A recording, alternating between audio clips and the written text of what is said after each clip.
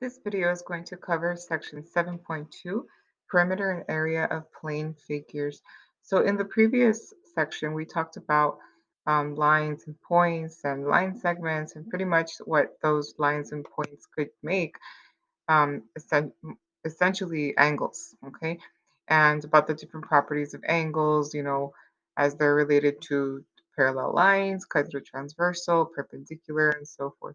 So in this one, we're going to go ahead and talk about another undefined term called a plane. Okay, so a plane is undefined because, again, it's kind of one of those infinite things. You can make a plane by using at least 3 points. So if I pick 3 random points, we can connect those with line segments. Okay, and then this becomes a plane. So think of it like a flat surface that actually extends forever. Okay, something of that sort. Okay, so without going too much into that, we can see planes in something called a polygon. A polygon is these things down here. It's a closed figure that has at least 3 or more line segments that lie in a plane. And these line segments are called sides. Again, this is probably all reviewed to you, so we're not going to take too long on going into the, every single definition, but this is a side and so forth. Okay, you can see here we have several of the polygons. It tells us that a regular polygon, okay, is one in which each side has the same length and each angle has the same measure. So here we can see that A and C and D are regular polygons because in A, all of these sides are equal to each other and all the angles are right angles. Okay. And B is not regular because you can tell that these two are the same, but this one is different. Okay. I don't know if you notice that I'm kind of marking them like so. So these two have the same, just one, because they might be equal to each other. At least it looks like to me, but the one at the bottom looks different. So because of that, the angles won't be the same either. And then over here, these are all the same. So all the angles are also going to be the same, and also for this figure right here. Okay. So that's the difference between a polygon and a regular polygon. Let's move on. We have a list of polygons from 3 sides through 10 sides. Most of these you're familiar with. Not too many people are familiar with a heptagon. It's pretty much a polygon with 7 sides. And then, of course, you have your octagon with 8 sides. Nonagon means 9, and then decagon means 10. Okay, so just a couple of, not more than a couple, several polygons that you might see in your assignment. Okay. The main ones we're going to focus on today are going to be triangles, uh, parallelograms, and rectangles, so quadrilaterals. And we're also going to see another figure that's not exactly a polygon, but it is one that we often see that we have to find perimeter and area for. So we'll get to that in a bit. A couple things about triangles. Okay, these are all triangles. We have some properties we need to just kind of review.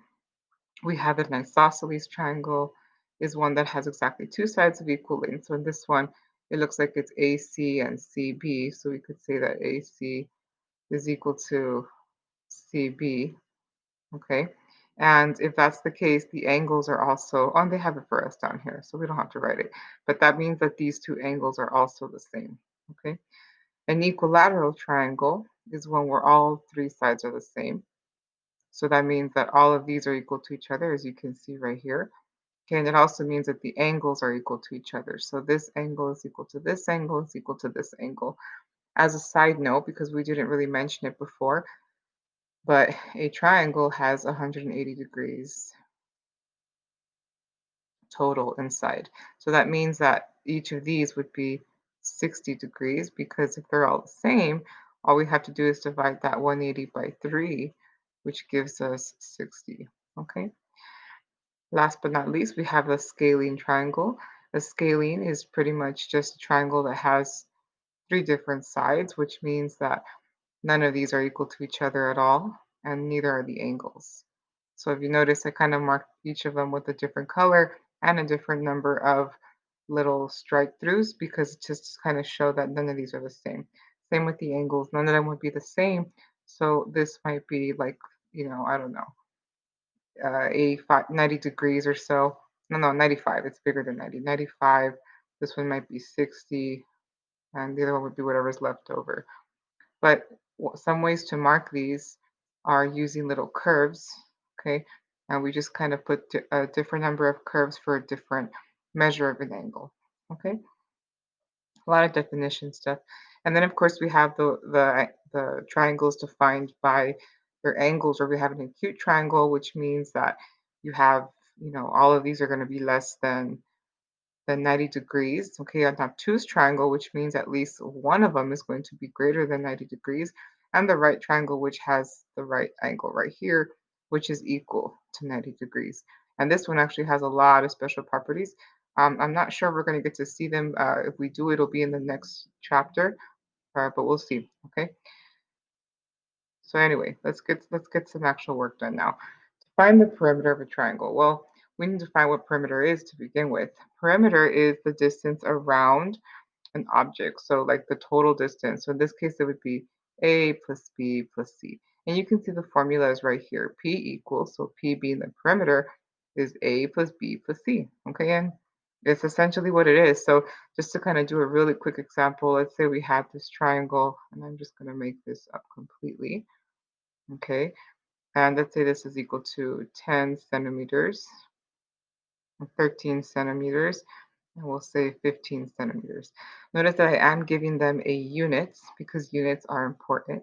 When it comes to perimeter, these are not, it's just a distance, so it should not be squared or cubed, it's just centimeters, okay? So we would add this, so perimeter would be equal to 10 plus 13 plus 15, which in this case is, let's see, that's going to be 8, 38. I believe 5 plus 3 is 8, 1, 1, 1, 3, yeah. 38, but 38 centimeters. So make sure this will get points deducted if not done. Make sure that you do have the correct units. Okay? So it's as simple as that. Moving on, how do you find the area of a triangle? So the area is going to be this formula right here. A is equal to 1/2 times the base times the height. And the reason it's going to be this is because if you think about it, let's just take a random triangle.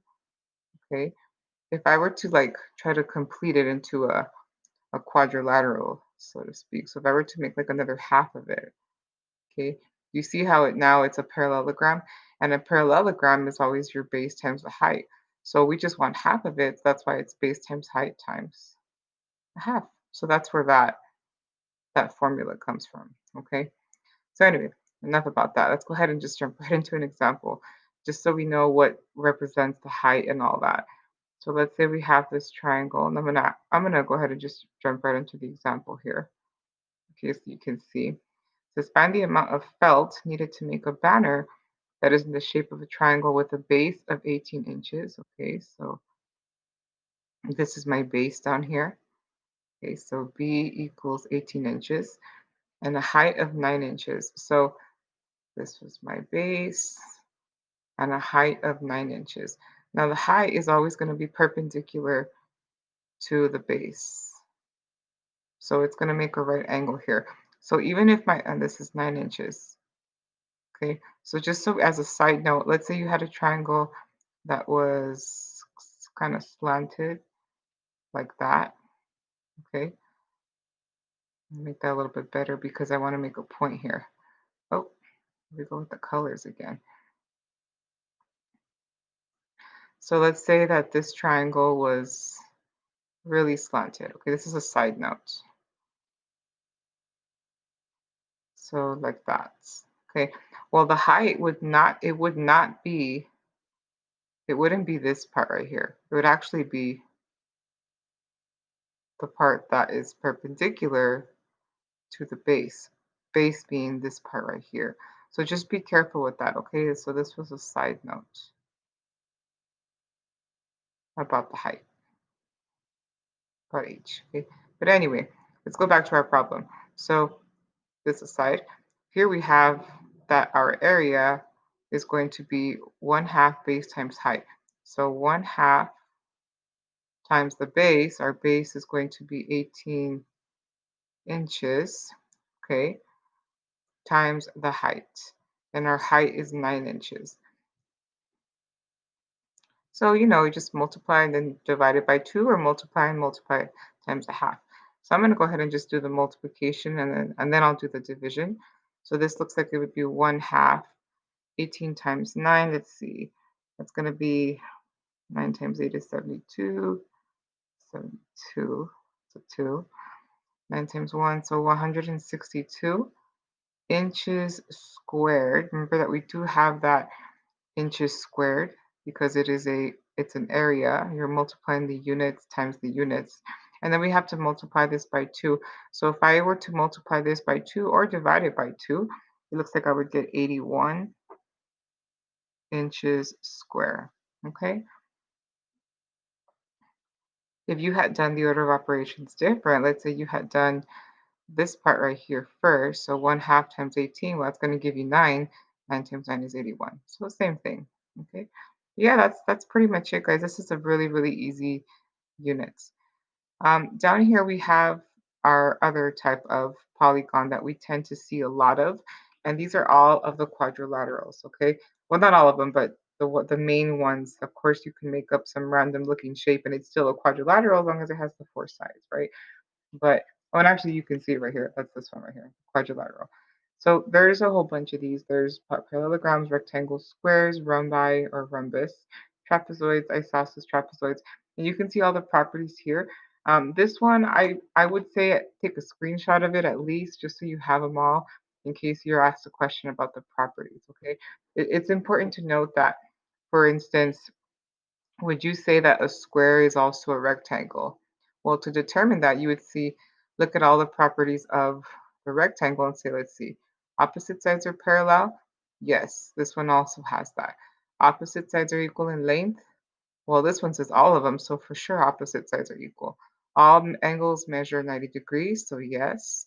Diagonals are equal in length. So that's the diagonal is this part in the middle. So yes. So technically, a square is also a rectangle. This could be considered a rectangle, okay? But if I said, so we could say it goes this way. But can we say that a rectangle is a square? Okay, well, let's see. Now we're going the other way. So we would say opposite sides are parallel, so yes. All sides are equal? No. This one only the opposite side. So you can't say that a rectangle is a square. Kind of crazy, huh? This is that, but this is not that. So this is not a two-way street, in other words. Okay. So just stuff like that you might want to take note of. Okay. Anyway, let's go ahead and move on. We're going to talk about how to find the perimeter and area of some of these polygons, and then we'll be done. Like I said, this is going to be a pretty quick lesson. Okay, something you're already familiar with. So let's talk about the perimeter and area of a rectangle and a parallelogram. Okay. So first of all, just to kind of reiterate what we just saw, a rectangle is kind of like this. Hopefully yours is straighter than mine, where opposite sides are the same. All the angles are 90-degree angles. They're parallel to each other. So this piece right here is parallel to this piece. You can do that using this notation, okay? And same with the opposite sides. And to find the perimeter, all we do is we add around. So perimeter is still pretty easy. It would be, let's say this was actually, no, let's not use that. Let's just use length and width. So if this was our width and this was our length, we could say, well, it's going to be a length up here width here. That's where the 2W comes from, the 2L. Okay. Now I went ahead and included parallelogram with this as well, because if you look at the picture here, okay, you can see that a parallelogram is just a rectangle that kind of got squished a little bit. So what happened is this piece right here, so this is our parallelogram, this part, this whole thing. If I were to reallocate this piece of the parallelogram, move it over here, well, now it just looks like a rectangle. It looks like the one we have up there. And that's why we can use the same formula for perimeter and area as well. Okay, so just keep that in mind. That way we don't have to overwork ourselves here. Okay, so with that in mind, we're going to jump right into an example. And again, the area here is length times width, okay? Or you can also think of it as base times height, as noted here. Let's jump right into an example, okay? We have a solar panel is in the shape of a parallelogram that has a base of 2 feet, okay? and a height of 3 feet. Okay, find the area of the solar panel. So since we're doing area, remember that our units are going to have to be squared. Okay, I am going to have you start the problem by drawing the figure. You do have to draw it. So a parallelogram is this slanted looking rectangle. Okay, where these two sides are the same and these two sides are the same. The angles are not the same. It's opposite angles. So it would be kind of like this one is equal to that one, and this one is equal to this one. Not that that matters for this problem, but just FYI. So anyway, we're gonna go ahead and try the problem now. So let's say we know that our base, so our base is this bottom one, is 2 feet, and the height, so remember height can't be the slant, it's gotta be the one that's perpendicular. So it's gonna be this piece right here. So height is equal to 3 feet. Okay, what is the area? So my area would be A equals, well, I know it's base times height, okay, according to the formula up there. So if we just plug everything in, we're going to have our base, which is 2 feet,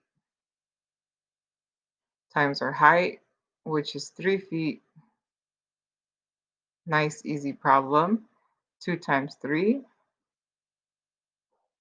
is 6. And then we have our feet squared because feet times feet is 2 of them, so feet squared. And that's it. Pretty simple. Okay, moving on. Area of a trapezoid now. So we have this quadrilateral here on the side. I went ahead and drew it just for reference. A couple things to know about this one before I go into the problem below. We have our formula of 1/2 times the height times b1 plus b2. So what are those two things? Well, they represent a base, okay? So we could say that b1 would be this top base. This could be b1. And we have base 2. So base 2 would be the one that's parallel to it. So this one right here, base 2. Okay. Now remember that our height has to be perpendicular to the base. So it has to be this piece right here or this piece, whichever one you prefer. But that would be our height. Okay. Do not confuse it with this one. This right here is not the height. You will see that in some problems, they'll give you the slant instead of the height. So in order to find the height, you'll have to do something else, which we'll look at in the next unit of this chapter. Okay. So anyway, just a couple things to keep in mind. Where does this formula come from? Well, it looks kind of like a triangle one. Do you not see that 1/2 base times height, but we have two bases. So one way to remember this as well, this does have some little triangles in it, yeah. But but I have two bases, so I'm gonna have to include the other base. So think of it that way if that's easier to remember it. Okay. All right. So with that in mind, let's jump right into an example. We have a township is in the shape of a trapezoid. So let's draw a trapezoid, kind of like a old-fashioned gold looking thing. Hopefully yours is nicer than mine because the bases should be parallel to each other. Okay, so let's pretend that's parallel. So these are parallel. That's what that means, parallel. Okay, it says with a height of 10 kilometers. So my height, this piece right here, is 10 kilometers. Okay, and base is measuring 9 kilometers. So this one up here we can say is 9 kilometers, and the bottom one is 23 kilometers. What is the land area of the township? So we want to find area. So our area again is going to be 1/2 times times the height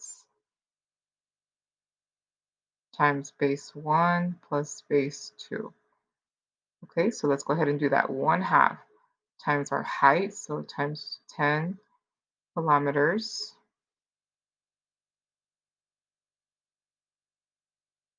Okay, times our base 1 plus base 2. So our base 1 is 9 kilometers plus the second base plus 23 kilometers.